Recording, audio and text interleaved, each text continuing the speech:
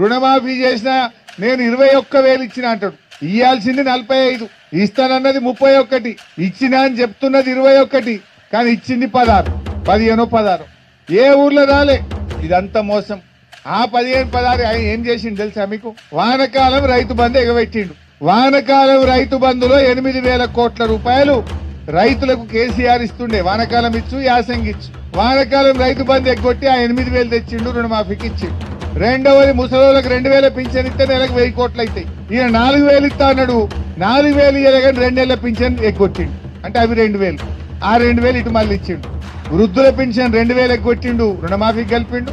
వానకాలం రైతు బంధు ఎగ్గొట్టిండు, 8,000 ఇటు కలిపిండు. కేసీఆర్ ఉండగా బతుకమ్మ చీరలు, రంజాన్ చీరలు, క్రిస్టమస్ చీరలు వచ్చు. అవో 1,000 కోట్లు ఎగబెట్టిండు, దాన్ని ఇటు మలిపిండు.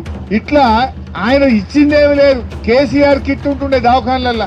ఆడపిల్ల పుడితే 13,000, మగపిల్లవాడు పుడితే 12,000 కిట్ ఇచ్చి అన్నం పెట్టి ఆటో కిరాయి లేకుండా తల్లిని పిల్లని ఇంటికాడ దించొచ్చు కేసీఆర్. దాన్ని ఎగబెట్టిండు, దాని 2,000 కోట్లు రుణమాఫీకి మలిపిండు.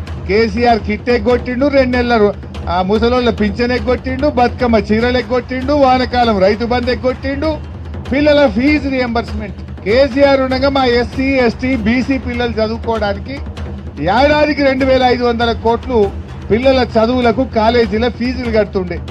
ఫీజు రియంబర్స్మెంట్ కూడా ఎగ్గొట్టిండు. 2,500 ఆడు ఎగ్గొట్టిండు, తెచ్చి ఈ రుణమాఫీలో కలిపి అంటాడు.